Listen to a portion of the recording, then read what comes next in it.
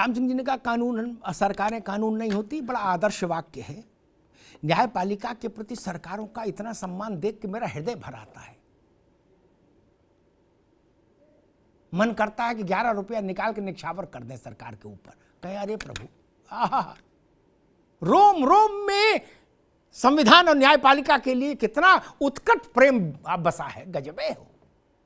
लेकिन उनकी जानकारी के लिए एक बात बता दें, जिसमें सब सरकारों का अग्निहोत्र शामिल है। स्वाहा, समझ रहे, अग्निहोत्र सबका जो है, उनका जो रह चुके वो और आगे आएंगे वो भी। 5.5 लाख के करीब राम सिंह जी, अजय जी, मनीष जी भारत में जेल में कैदी है, 5.5 लाख के आसपास।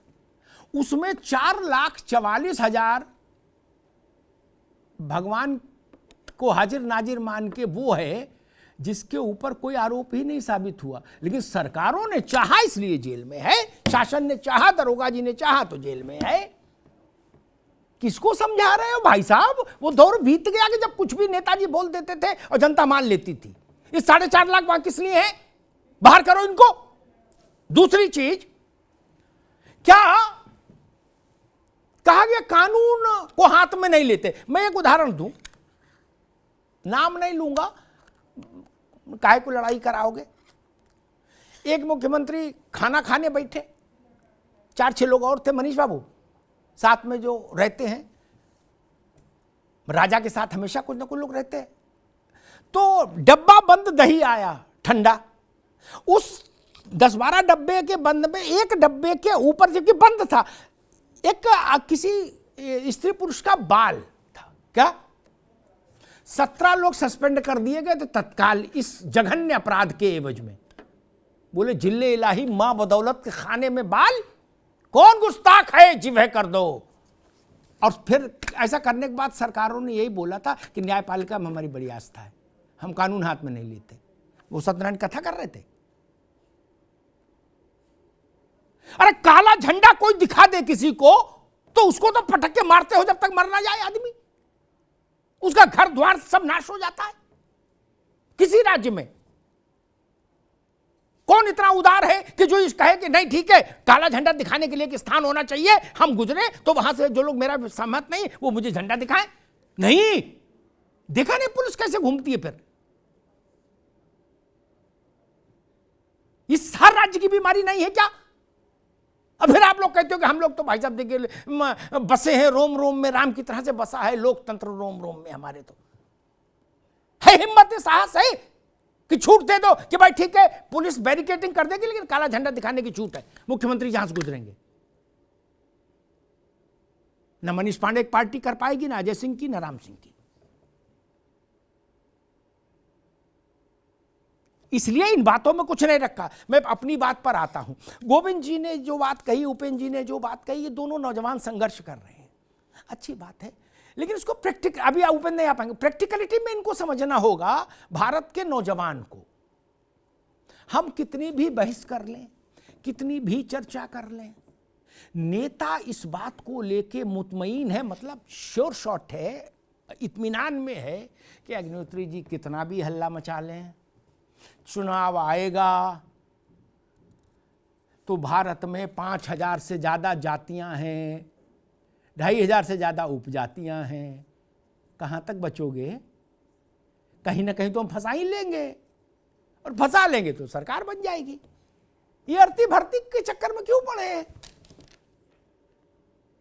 एक बार मुजफ्फरनगर के कुछ किसान आए थे मेरे पास, मनीष पांडे जी। उन्होंने कहा भाई साहब जीत जाने के बाद सरकारें हमारी बात नहीं सुनती। मैंने सुनेंगी भी नहीं। बोले क्यों, ऐसा क्यों हो गया? हम ही लोग तो सरकार में, जो बात बार बार उपेंद्र ने भी कही और गोविंद ने भी कही कि युवा ही सरकार बनाता है। किसानों ने भी मुझसे कहा। मैंने भाई साहब ये गलतफहमी, आपको मुबारक, चाय लो, चाय पियो। मैंने ना, आप किसान बन के वोट ही नहीं किए अभी तक कभी। आप जाट बन के वोट किए, गुजर बन के वोट किए, लोधी बन के वोट किए, ठाकुर बन के वोट किए, किसान बन के वोट कब किए हो? आप भाजपाई होके वोट किए, कांग्रेसी होके वोट किए, सपाई होके वोट किए, जदयू हो, लालू जी के जिंदाबाद के नाम पे वोट किए, तो उन्हीं से निपटो सुलझो। बोले भाई साहब ये बात आपने बड़ी अच्छी कही। बोले बात तो पक्की है, तो फिर क्यों आपकी बात सुनी जाएगी? इस देश के नौजवानों को तय करना होगा। ये जिंदाबाद का नारा लगाने वाले कौन लोग होते हैं चुनाव में, रैलियों में? वो कौन से नौजवान हैं? उनको भी नौकरी चाहिए ना।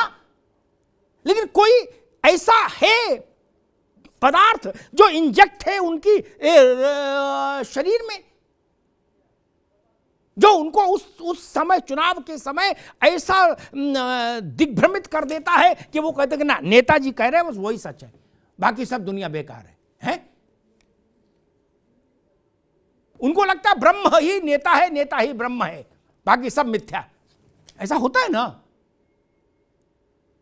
इसके लिए लड़ाई हो कि भाई नहीं, नौजवान की तरह वोट करेगा। और मैं अंत में एक बात कहूंगा, 180 दिन के भीतर भर्ती की पूरी प्रक्रिया संपन्न होनी चाहिए। इसके लिए कानून बने, राज्यों में भी बने, चूंकि स्टेट सब्जेक्ट है, और केंद्र चाहे तो इसका मॉडल कानून बना के भेजे। समान नागरिक संहिता का कानून बन रहा है राज्यों में, किसी मुख्यमंत्री ने क्यों नहीं कहा कि हम इसका कानून बनाएंगे?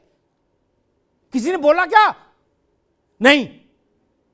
संघ लोक सेवा आयोग के पैटर्न पर देश के हर राज्य में भर्ती का काम होना चाहिए। क्या किसी राज्य में ऐसा कानून है कि 6 महीने से ज्यादा कोई पद खाली नहीं रहेगा? किसी राज्य में है क्या? नहीं है। एक राज्य की अभी मैं रिपोर्ट देख रहा था, वहां उन्होंने पद ही एबॉलिश कर दिए। जब ज्यादा खाली हो गए तो पद एबॉलिश कर दिए, खत्म कर दिए। बोले जी 0 हो गया, चलो जाओ। सरकार के पास ये ताकत है। हम देखते हैं कि भारत में बड़े देशों के मुकाबले अजय जी सबसे कम पुलिस वाले हैं जनता के लिए, ठीक?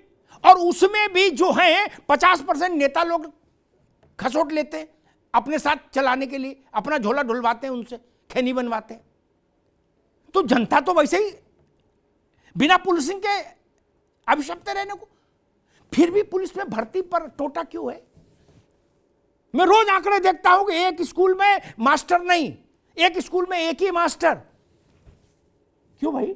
नई शिक्षा नीति तो ये नहीं कहती। वहां तो बच्चा और छात्र अध्यापक का रेशियो है तय। राज्य सरकार कहती है हमारे यहां 2.5 करोड़ बच्चे स्कूल में पढ़ रहे हैं, प्राइमरी में, समझिएगा। और मैं पूछ लूं कि अच्छी बात है मनीष जी, तो 2.5 करोड़ बच्चों के हिसाब से जितने बनते हैं टीचर, वो दिखा दो, फिर गायब हो जाएंगे, फिर जवाब नहीं देंगे। उन बच्चों को पढ़ा कौन रहा है? ये केवल मिड डे मील का ही काम चल रहा है। 8-8 महीने, साल भर, 1.5 साल रिजल्ट अटका पड़ा रहे। हम ये जानना ही, हम देश ने ये सीखा ही नहीं, शायद नेतृत्व ने ये समझना कि जो जीवन का सबसे सर्वोत्तम उर्वर काल है, फर्टाइल समय है, वो है उनका ये जो संघर्ष में बीत रहा है नौजवान का। इस समय ये देश में लगे होते मुख्य धारा में, तो देश को योगदान कर रहे होते। वो लाठी खाने में बीत रहा, धरने में बीत रहा, प्रदर्शन में बीत रहा। ये देखिए महिलाएं प्रदर्शन कर रही है, क्या स्थिति है? हम अपने हर काम के लिए चाक चौबंद हैं। ये हम सबसे ऐसा लगता है कि नाकारा काम मानते हैं, बोले ठीक है यार हो जाएगा क्या। और ज्यादातर ये जो भाव है ना, मैंने बहुत राजनेताओं के साथ सत्संग किया, मेरा पेशा ही है ये पत्रकारिता। जब व्यक्तिगत बातचीत हुई तो उन्होंने कहा कि भाई अब चुनाव आएगा तब देखेंगे, थोड़ी बहुत भर्ती कर देंगे, क्या ये भाव रहता है। यानी 4.25 साल वो नहीं करना चाहते ना।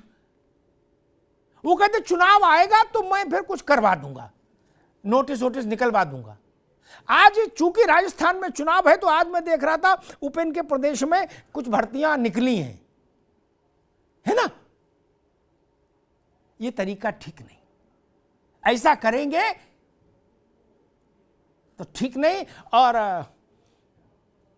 जयप्रकाश बाबू पर जब लाठी चली थी इमरजेंसी में, पटना में ही चली थी, तो दिनकर जी ने कहा था कि लाठी में, शायद दिनकर ने या गोपाल दास नीरज, किसी की पंक्ति थी कि लाठी जो जयप्रकाश पर पड़ी, लाठी वो पूरे हिंदुस्तान पर पड़ी। कल मैंने लाठी चार्ज देखा, मैं यही कहूंगा कि नौजवान की पीठ थपथपाने के लिए होनी चाहिए, लाठी के लिए नहीं। ये हमारे घरों के बच्चे हैं, ये हमारे प्राण हैं, हमारे रक्त का हिस्सा है, ये हमारा भविष्य है। परिवार का भविष्य नहीं, ये समाज का भविष्य है, देश प्रदेश का भविष्य है, देश का भविष्य है। इनकी पीठ पुलिस की लाठी के लिए है क्या? ये चोर उचक्के क्रिमिनल हैं क्या? जिस भी राज्य में नौजवान अपने औचित्यपूर्ण मांगों के लिए लाठी खा रहा है, उन सब राज्यों की सरकारों पर प्रश्न चिन्ह है और रहेगा और रहना भी चाहिए।